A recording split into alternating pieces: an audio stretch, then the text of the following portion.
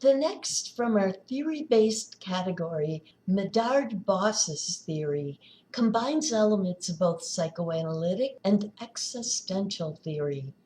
He proposed that dreams are experiences, just like experiences in our waking life, but dimmer, and should be treated as direct, not hidden reflections of our waking life. Unlike other psychoanalytic interpretation, which consists of referring a person's experience to a pre-established framework, his kind of interpretation sought to understand how the dreamer subjectively and uniquely experiences life. Boss felt therapists should 1. Explore the details of the dreamer's dream experiences in a way that prompts the dreamer to relive the dream, and 2. Keep his or her focus on the dreamer's responses, and 3. Help the dreamer relate the content to their waking life and bring this to consciousness. For instance, one of his clients during the first 6 months of his therapy dreamt only of machines and mechanical things.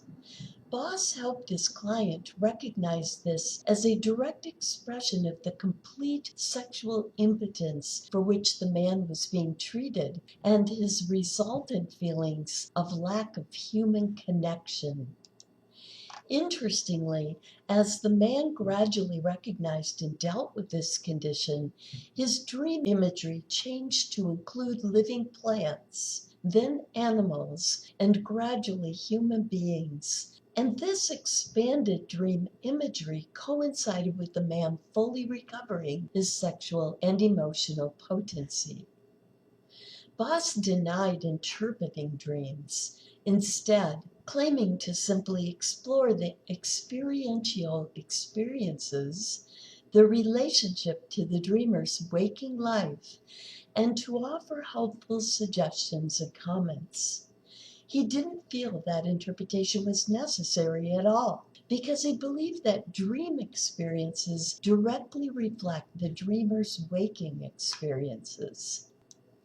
In another dramatic departure from most psychoanalytic theories, Boss felt that because of the therapist's limited role in his theory, it was not at all necessary to know the client well. He believed that knowledge of a client's life history or life situations was simply not necessary to effectively engage in this process of exploring the experience in dreams.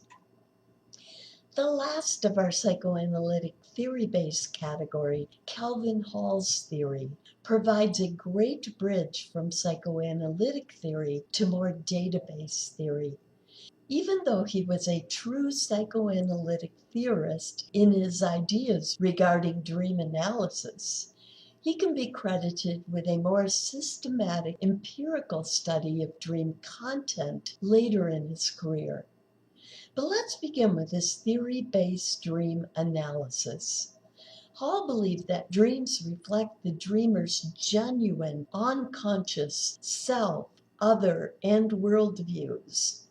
For instance, he trusted his clients' expressed attitudes towards significant others much more as expressed in their dreams than when they expressed them in waking life.